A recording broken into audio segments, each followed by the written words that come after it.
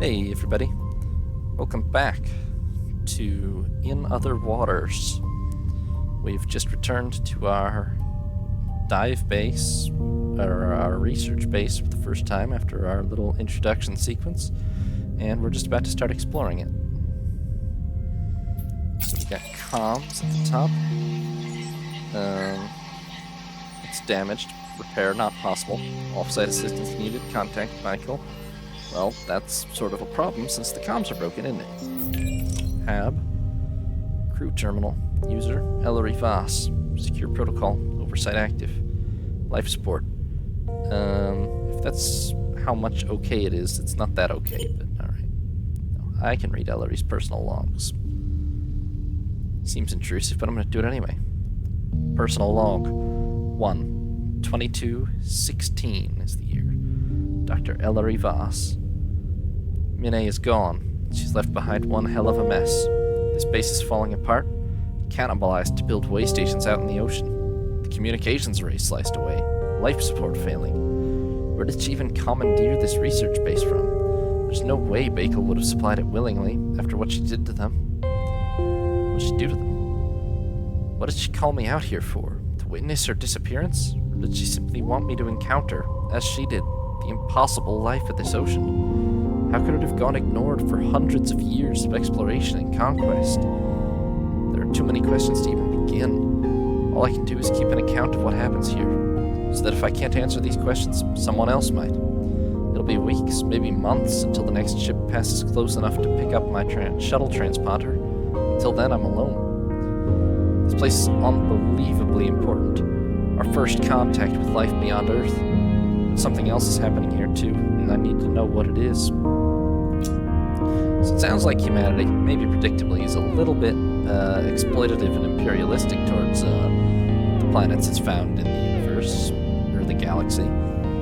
Not that, I mean, if they're uninhabited, that's one thing to be sure, but it seems like our scientists and maybe the others fear that they would do the same to this inhabited planet.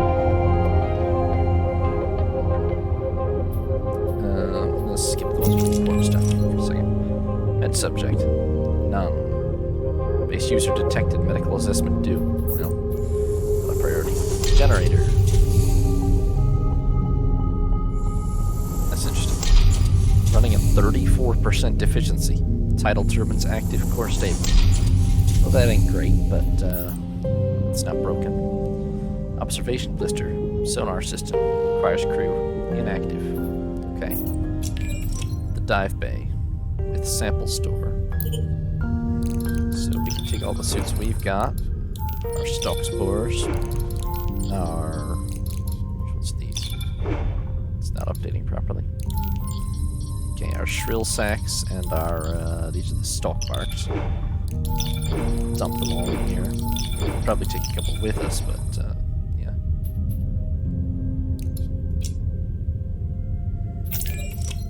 And here's the lab. Taxonomy. Right. Animalia novi, fungi novi, plantae novi, bacteria novi. The only things we got enough of to be sure of are the fungal stalks. Collodia. The reef stalk. Collis cautus. Observations recorded by Dr. Ellery Voss. Reef stalks are fungal life forms which take the form of a series of stalks and plates anchored to rocky substrates. Their chitin exterior ranges in color from dark amber to acid yellow, leading them to resemble oversized lichens. This outer membrane is marked with slits which expand and contract, producing a distinctive hum. These slits or pores also allow both the release of spores by each colony and the absorption of other colony spores. I'm using this term for ease, but are these really seeds or something else? Both the hum and the spore exchange seem to be part of a complex communication network between individual stalk patches or colonies. However, like earth fungi, the visible part of these stalks may only be a small part of their overall mass. What networks might connect these colonies beneath the ground? Very valid question. So we need a sample analysis, we need a root sample analysis. to get the behavior and theories, and we can only see a picture of them, or a sketch of them, if we get both. The good news is we do have some spores, so we didn't get that much done. Taxonomy updated. Further analysis possible. Oh, we don't even lose them when we sample them. I forgot that. That's handy though. Behavior.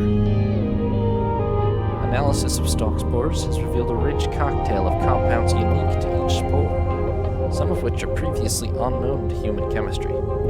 This aspect of the spores and their noticeable exchange between colonies of stalks suggests that these chemical cocktails are part of an information exchange network. However, some of these spores also appear to be true spores, used for the asexual reproduction of stalk colonies, suggesting the information-carrying spores are adapted or modified reproductive spores. That's interesting. Analysis also suggests that stalk colonies may possess a high level of intelligence and cognition, and that the messaging provided by the spores is nuanced and even subjectively unique to each colony. Patterns across multiple spores from a single colony even suggest a chemical signature possessed by each stalk group. Could these be thought of as stalk names? Okay, so these stalks are very complex. I mean, they're much more advanced than just a coral reef on Earth would be. How intelligent is very hard to say, but... the sing stalk, Collis, we don't have a root sample. We'll have to get one out in the ocean. The sing stalk, Collis cantrix. Sing stalks are towering fungal stalks that, through swaying, produce a distinctive hum or groan. Part of the stalk ecology found on the central reef, the precise role of sing stalks is particularly obscure. Their singing seems to connect with the sonic communication between stalks, as seen from the stalk's use of shrill sacs as an alarm mechanism. But what they're communicating remains unclear. Notably, sing stalks are often coated in sporing fungal growths, which release spores as the stalks sway through the water. These spores, released high up in the water column, cover a large area of the reef. There's something tree-like in the structure of the sing stalks, so much so that they give the impression of an underwater fungal forest. Strange, and yet unfamiliar. So, they sway around and hum, and these actually aren't the ones that produce shrill sacs, right? No, it's just ones that have bark and hum. So all of the stalks can use sonic communication, and these sing to do something with that, but we can't tell what. Fortunately, again, we do have a sample of their stalk bark, so analyze that real quick.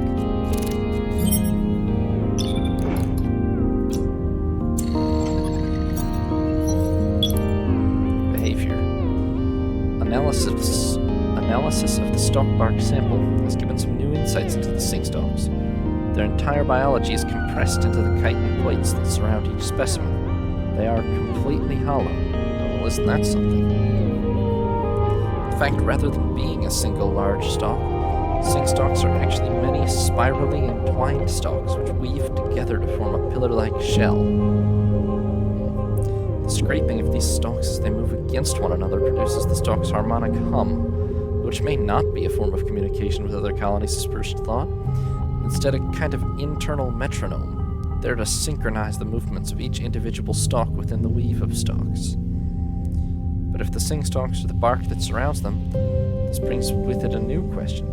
What do sing stalks contain? Further analysis is needed. So we're suggesting that each sing stalk is a whole collection of stalks that are entwined with each other, and the plates are sort of armored, and they don't go any deeper than the outer plating, so there's something inside that's not them, something different. We can't say what that is, which is why we need a tissue sample analysis to know more. Right. And then lastly, out of what we've actually analyzed, the signal stalk, Collis nuntius.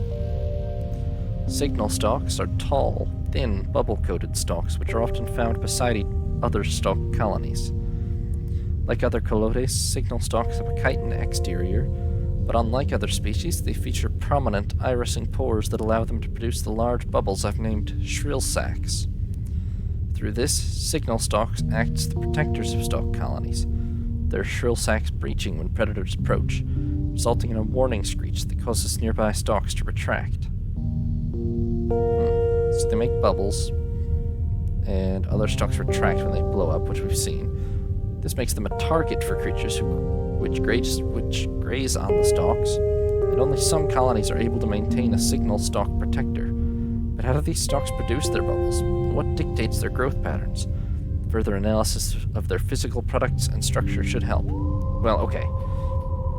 The fact that the colonies seem to deliberately create or support such a defensive structure suggests much more coordination and intelligence than you would really expect from a plant.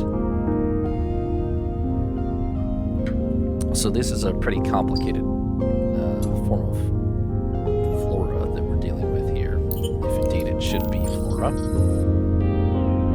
Let's analyze one of the shrill sacs.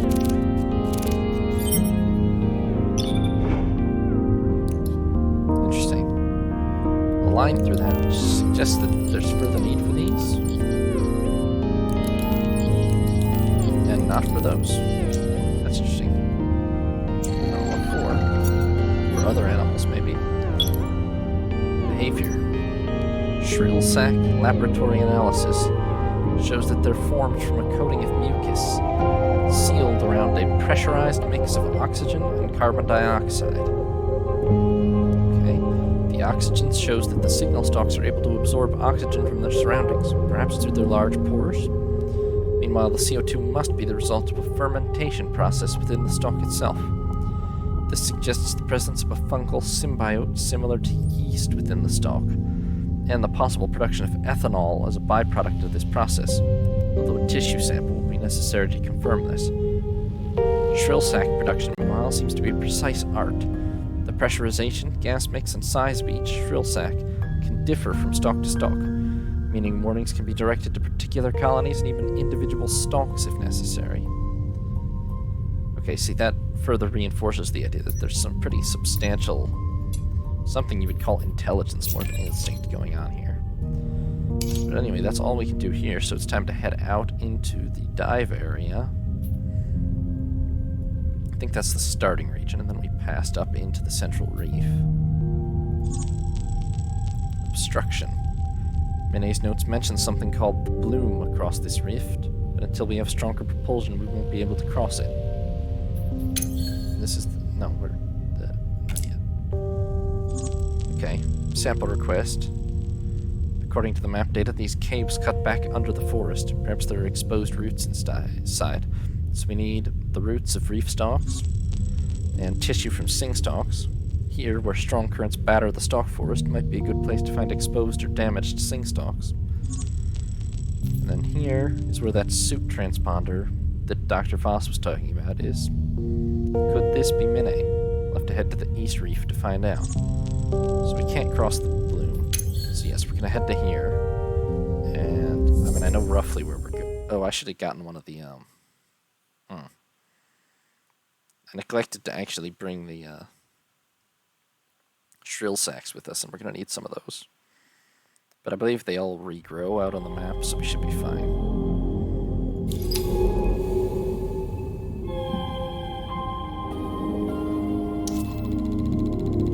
Large, smooth pebbles sit in the sand, and beyond I can see the suns catching the amber terraces of another stalk forest. I really need to go east.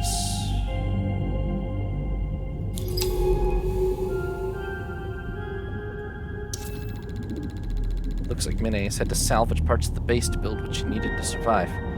She must have been here many months before I arrived. I need to go east, but apparently I'm going to keep going west. So. Some ruined equipment lies in the shelter of two boulders. An early way station site, perhaps?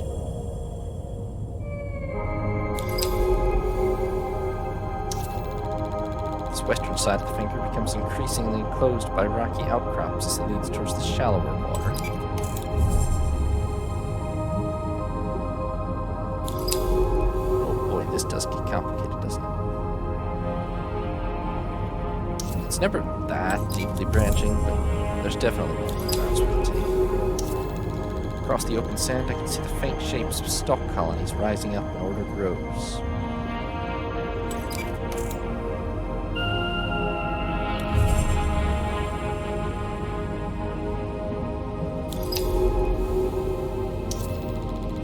This is actually kind of neat. At the edge of the strange terraces of this underwater forest, this stalk sits like a sentry, armed with a coating of bubbles.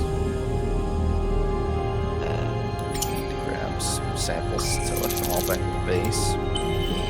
My bad.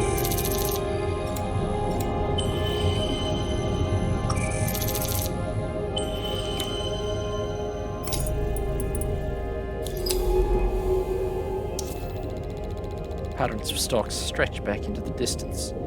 Pathways and terraces of some unknown design. This must be the western stalk forest.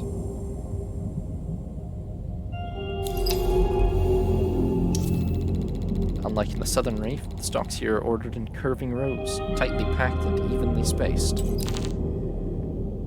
Okay, we could break into here, but let's just remember that that's a place we gotta go to, because the quest objectives are all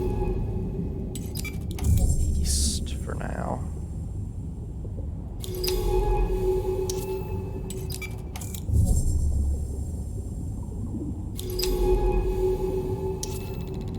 Outside the shimmering perimeter of the western stalk forest, almost nothing lives or grows on this finger of the reef. Yeah, it's a little desolate by the substation. The passage between these rocks leads out into the howling currents of the northern rift. Yeah, we can't cross that. We already saw that on the map. The northern rift is the largest of the cuts into the central reef. Crossing it without some way of navigating its currents would be suicide. Those currents. Impressive. This split in the shelf is incredibly wide and deep. Those currents would smash us against the rocks if we swam out into the flow. We're gonna need better equipment if we want to cross that monster. Fair enough. Turn around. Flecks of spores and other organic material whip past in the current, dragged into the dense stalk patches in the west. The central reef way station lies within a bubble of calm. Just to its north, a massive rift brings strong currents through the reef.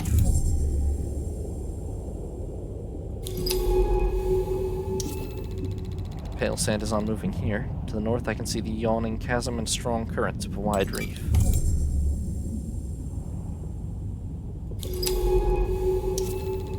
The stalks are noticeably absent from the sides of this northern rift. Why do they leave such a clear buffer zone beside it? Good question. There's predators swimming out there as well. The pale strata of this rock tell an ancient story. Might there be a fossil record within such rocks waiting to be discovered? Well, probably yes, but that's a little beyond our means to really explore at the moment. We stick with what currently exists. This stalk's leaking spores from a wide slit in its side. They're carried across the soft sand by the currents coming from the east rift. I believe that's where we need to go, but I need to pick up some samples of stalk bark first. Were these rifts and canyons really carved by the currents, or are they violent fractures now smoothed by erosion?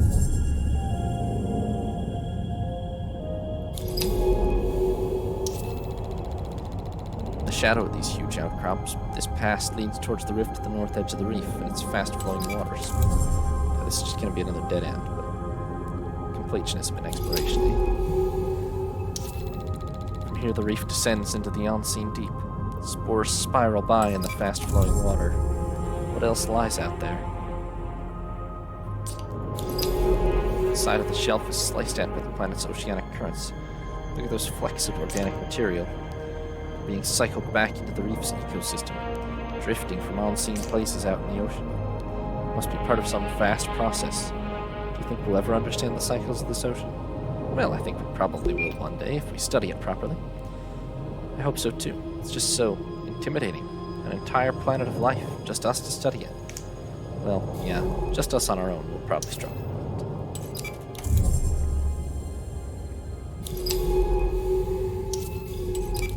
Probably can't keep this secret forever, right?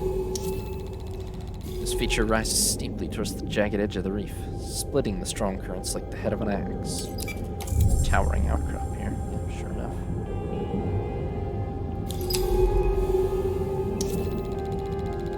Glittering stalk. That just gives us more shrill stats. Yeah. I'll take a couple more, but I think we're about reasonable capacity in shrill sacks. We can only carry 9 things. I have 6 of these now. Split gullies. These gullies lead among the tall outcrops of the northern edge to the currents and open waters beyond. Let's make our way east to the source of that transponder signal. I don't know what to expect. If the transponder is Minae's, there's some history between us, but I haven't seen her in years. Not since... Look, you don't need to worry about it. Let's just find her. Oh boy, what happened between these two? Here, the gully opens out onto one of the rifts, cutting deep into the bedrock of the reef.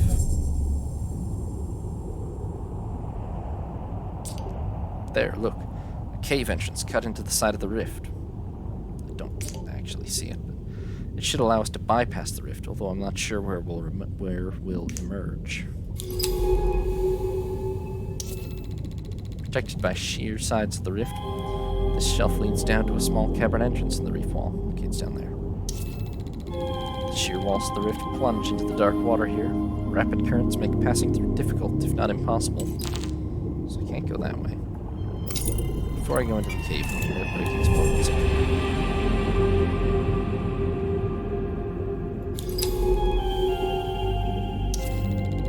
The walls here have been smoothed into soft ripples, the sign of a strong current descending from the north.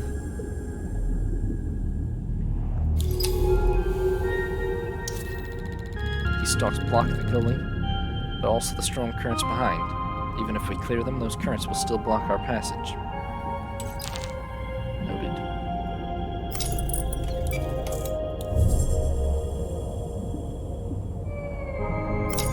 I'm pretty sure it was commented that the stalk bark is the way to counter the strong currents, but it seems like for now the way to go is down through this hidden shelf.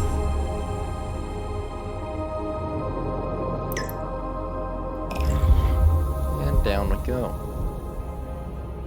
8 meters down. The round mouth of the cave stretches away into the rock. The stalks hum quietly in the dark.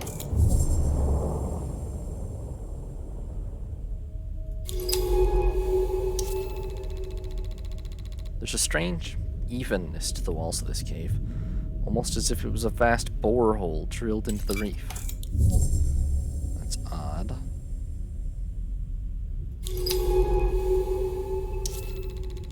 The stalks even seem to get down here. Perhaps they're less reliant on sunlight than I initially thought.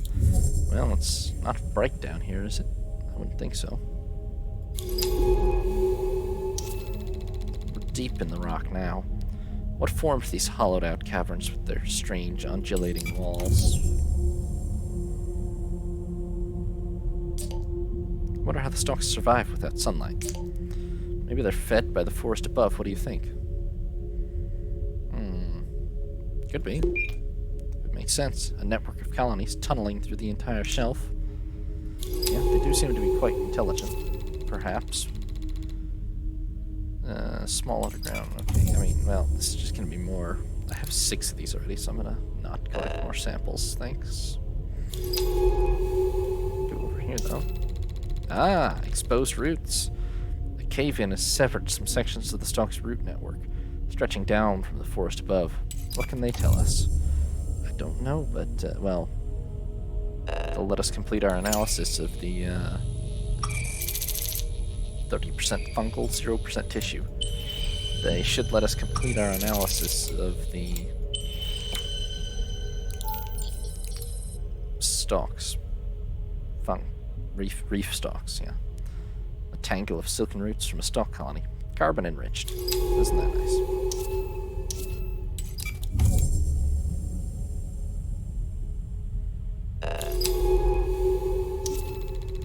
The cave starts to get tight here, and in the shadows Head stalks crowd.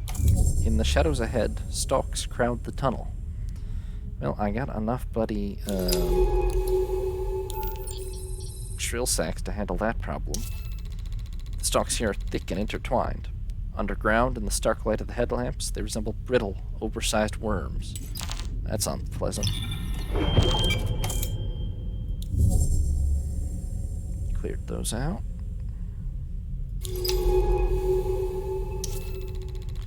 Bright light from the east of this large cavern is broken up by tall pillars, casting strips of light and dark across the smooth walls.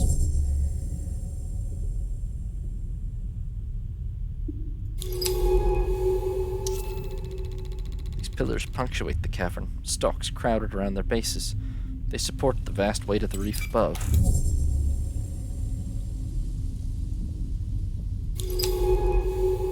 What's that?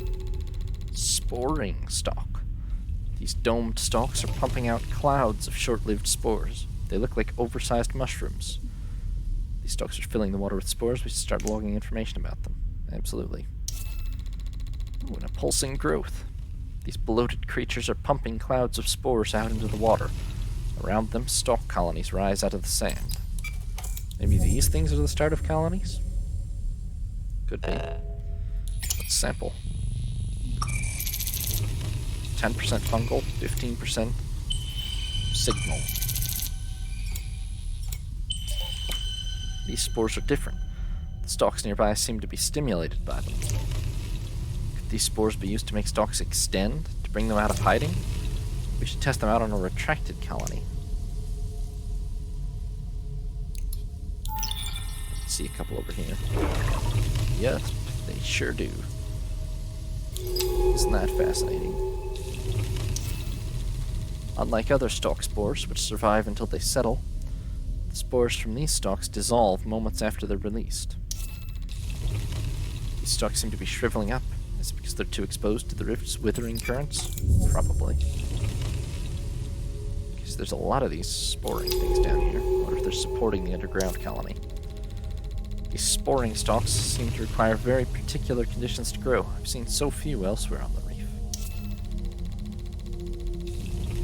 Large growths seem to be sustaining this colony with their spores. Perhaps they carry nutrients, even chemical signals. Well, we need to make sure to keep one or two of these for, you know what, I'm going to toss this out into the water randomly. Because we got a lot of those, and we need to make sure we have enough soothe spores, as they're apparently called, to both navigate and bring back to base at the end. Long stalk sits quietly beside a dying colony. Soon there won't be anything left for it to protect from scavengers. It's rough. Another rift. How can we cross it? The current here is so strong. The current's sliced down through the rift from the north here. Crossing is going to be difficult unless their flow can be slowed further up. The far side of the cavern narrows into darkness. I can feel the faint pulse of distant current ahead.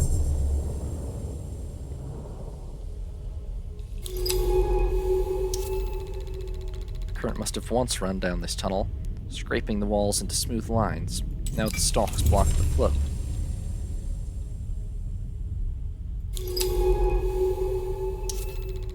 The tunnel ahead is thick with stalks, scraping the ceiling with their rounded tips.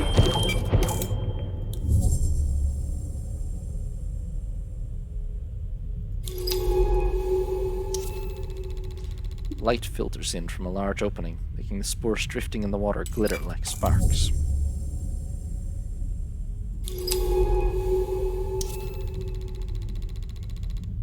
Tucked behind this pillar, perhaps this stalk grew here as an early warning for predators coming through the cave mouth? Could be. Look, those stalks in the cave mouth, they're retracted. Perhaps if we could make them extend, they would block the current? Well, isn't that a dandy idea? They're extended. The cave mouth ahead leaves this passage exposed to the full force of the northern current. Blocking it somehow will help us pass. We sure can. They block the current. These spores encourage them to extend and fill the tunnel. With these soothe spores, we can control the stalks to our advantage. This will be useful. Sure will. Another growth supporting a smaller colony at the cavern's edge. Is there a logic or a pattern to where these grow? There's a definite correlation between struggling stalk colonies and these sporing stalks. Are they helping support these colonies? Seems like it. Of course, this is the most rudimentary sort of guesswork analysis.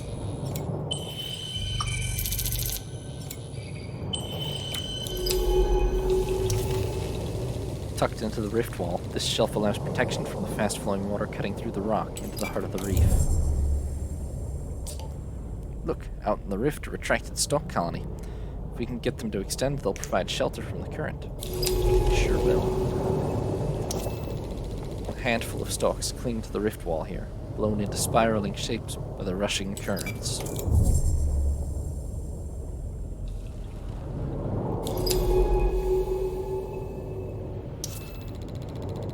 Spattered here with spores, the wall here feels the full force of the current. Perhaps it can be slowed upstream somehow? Okay, there we are.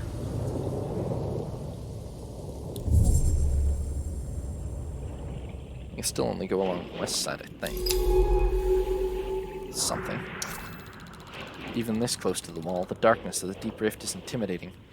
A huge slit in the face of this world. How deep does it go?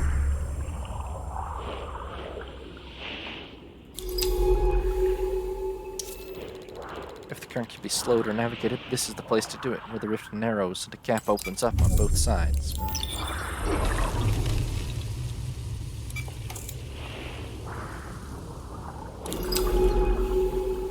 This way.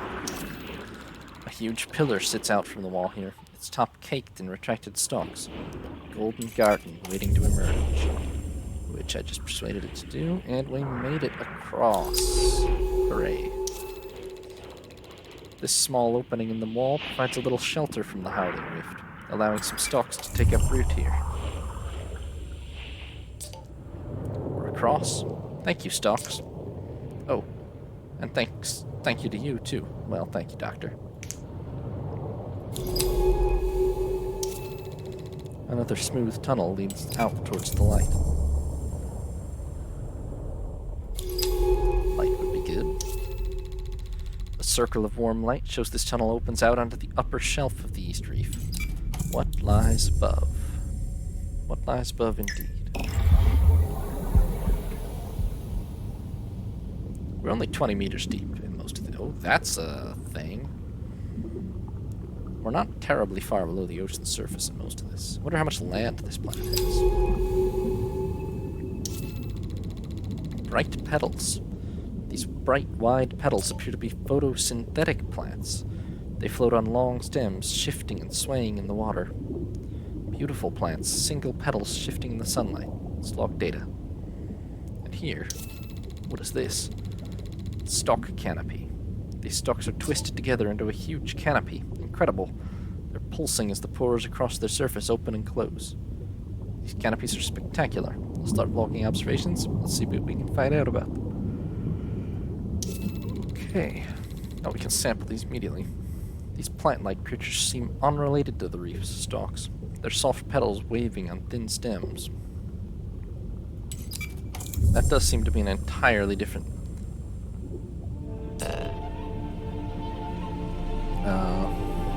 I mean, if the stalks are fungi, these seem totally different. Feels good to be out in the sunlight again. Let's head northeast along this finger of the reef. The transponder is at the tip. I can see another way station there. While each plant seems to have a single wide petal, they group together forming fields of blooms all angled towards the sun. So they're sort of like almost flowering plants, yeah. 10% plant, 10% seed, it says. Grab a couple samples. Good. These are bright pollen, bird pollen extracted from petals in the East Reef. Okay. A colony of stalks has twisted itself tightly across this gap in the rocks. Could they be protecting something? Oh, I can't. I have to break that if I want to get there. And what did I do? The fractured outcrops all around break up the worst of the northern current, protecting this sandy shelf.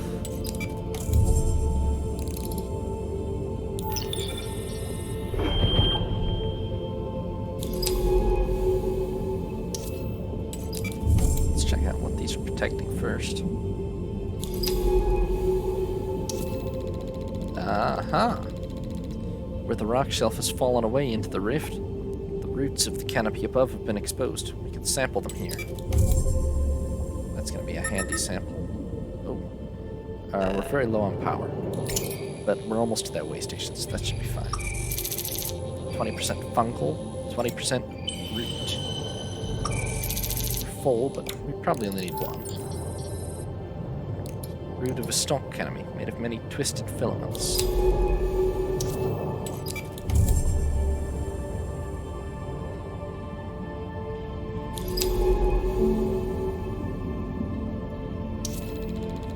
The outcrops on the shelf were cut through with huge cracks, as if they were shattered somehow. What could have done this? I mean, earthquake or volcanic activity. Surely. Stalks have grown across this gully, reconnecting the two huge pieces of rock that look like they must have once been one.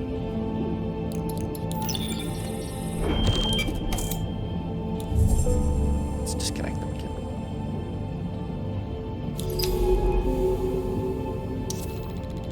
The coloration of these canopies is much lighter than other stalks. They glow pale yellow in the light of Gliese 667 cc's 3 suns. High up in the wide canopy, I can see that the stalks are twisted around strange, ribbed growths. What are they holding up there? Petals. The petals seem to shimmer as they twist and open. It's difficult to tell if this is involuntary or part of the plant's own movement. Stress marks can still be seen along the edge of this huge rock, but it remains silent about its own history.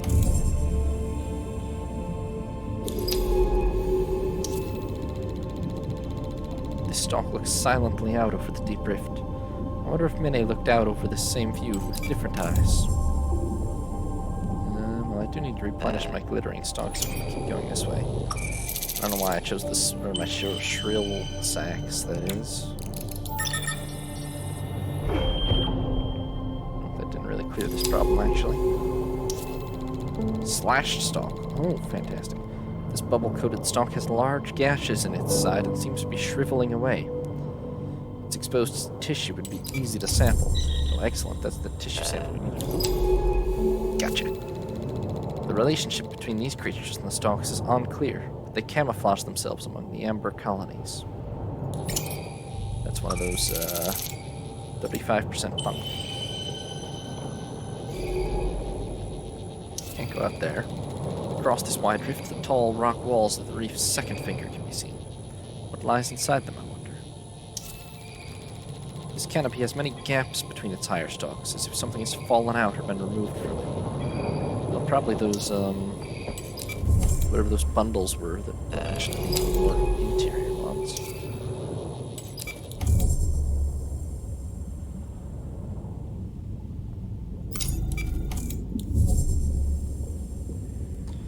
So I think the point of this diversion was to get that, the stalk segment tissue sample. Now we can go back on the main. We're very low on power. But the substation is right there. We should be fine. This towering canopy of woven stalks pulsates in the soft current, the sunlight slipping through the gaps in its branches. These are big, much bigger than any of the other structures. Towering, okay, we're calling them table stalk. I've named these table stalks after the table corals they remind me of. I'll log my notes back at the base. Towering canopies of stalks entwined around ribbed growths. They pulse as their pores systematically open and close. On some petals, there's a thick clump of pollen on the lower part. I wonder how this is dispersed. It seems too heavy to float away. And we're calling these petal plants shimmer blooms. I'm going to name these plants shimmer blooms for the way they catch the sunlight. Very poetic. I wish I could share these discoveries with Minae. There's still so much to say. Yeah, this is Ellery. I think that's a male or female name. It doesn't matter. Either way, I don't think they're over Minae. Don't think they're over. Bright petals line this part of the reef, shimmering and swaying, parting easily as I pass among their delicate forms. have the capacity to take another sample? Not really.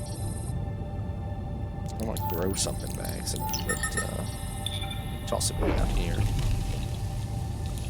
Hopefully I don't cause anything too dramatic to grow. Need to grab this bright pollen. 10% plant, 10%. Oh wait, it's just pollen? I have enough of that already, actually. Just kept my other thing. Thought it was something different. Fed by spores, shielded by a colony of stalks, this part of the reef seems to have fostered the ideal conditions for its own survival. This is thriving. And this is one of those, yes, that is another way station ahead. Minae must have built them all across the reef. Reef cap. That's what we call the mushroom dome things. Their strong resemblance to terrestrial mushrooms, I'm going to call these reef caps. Domed, mushroom-like stalks, which appear to support struggling stalk colonies with a supply of special spores. In the center of this shelf is a beautiful clearing, screened from currents and predators. No wonder Minae set up a way station here.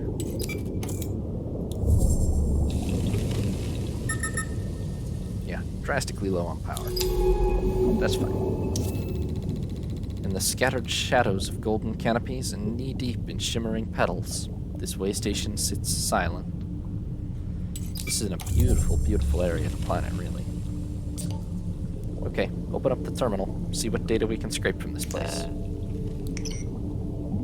Last accessed, history cleared. Log download. I guess yes. Can I push this button to get power? Sure can. Logs suggest Minae was using this as some kind of staging ground for expeditions over the drop-off. She was looking for something out in the ocean. Something deep from the descents she logged here. Minae doesn't do things at random. The way stations, the research base, this is calculated. I feel like we're already 10 steps behind her and we've barely even started. Let's get to that suit transponder. It isn't far from here. If we head straight north to the shelf's edge, it should be there. Well, I doubt she's been standing in place at the shelf's edge this whole time, so if she's in that suit, that's probably a bad thing. Like many of the large rocks on this shelf, this outcrop's been split, creating a passage to the east and another to the north. You want to go straight north? I'm going to go east first. Surrounded by shimmering petals, a pulsing stalk pumps out spores. Do these carbon-rich particles feed plants too? I feel like they probably do. Maybe. We have a sample of this, right? Yeah. We do still have some of these, right? Yes, there's some.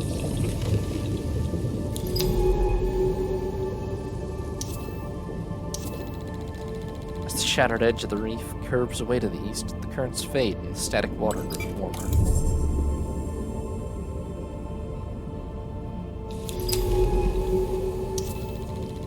Cover of this canopy, I can see a series of tall pillars out to the east, each one topped with a garden of unknown life. Look at those. Very nice. The strong current cuts across the east edge of the shelf, with the turquoise haze of the open ocean stretching beyond. Yeah, we can't go out there. No. So, back this way it is, and we'll go check out the suit that's probably right there.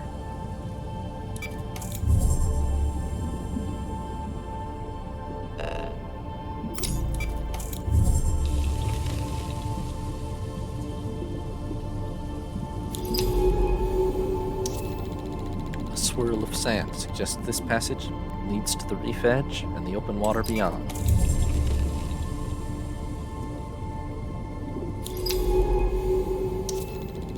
This side of the finger feels exposed, but thanks to its current splitting outcrops, it remains in a bubble of calm.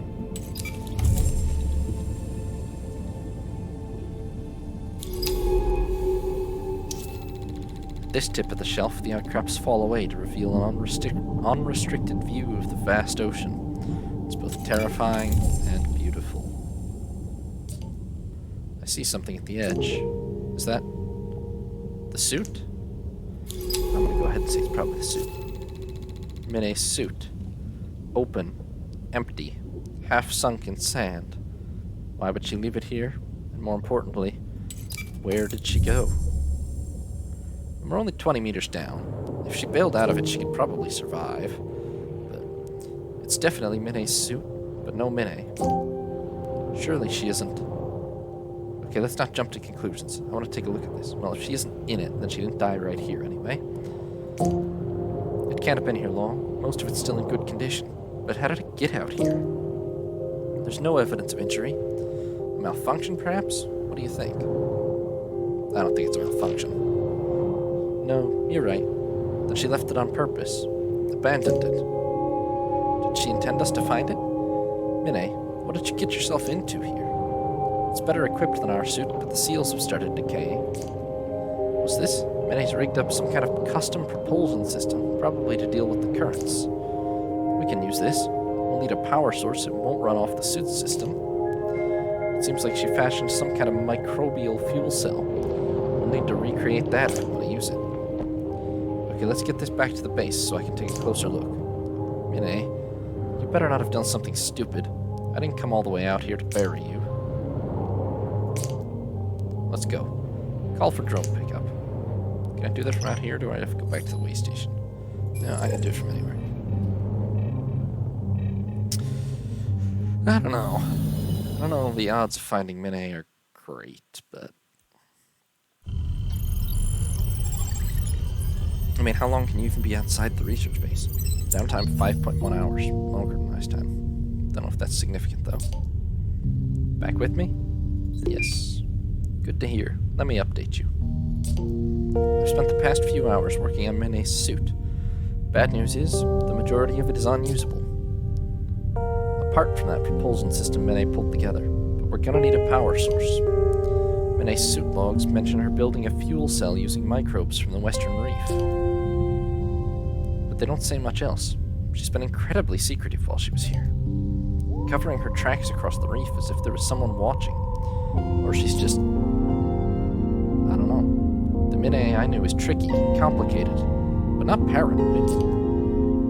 Either way, if we want to recreate her propulsion system, we'll need those microbes. When you're ready, let's head to the Western Stalk Forest and see what we can find. Okay, it's good I didn't go barging in there randomly. I have to start that. Okay, so... this is going to be the end of... maybe of episode 2. It honestly might be episode 3 if I cut it further. Next episode, we will be heading into the Western Reef to see about this microbial fuel cell. Obviously, there's also certain things. There's all kinds of random samples out here, but I think we'll probably need our fuel cell in order to get most of these. So, certainly like this one.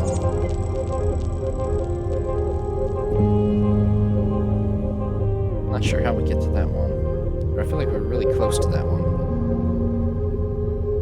Yeah. We'll get the fuel cell first, probably. And we'll also go over our new discoveries in our new taxonomic discoveries in our samples. And I think that's Dr. Ellery writing another thing. We'll read that next episode also. For now, thank you everybody for watching. Remember to like and subscribe if you did enjoy the video. Have a nice day. I will see you next time.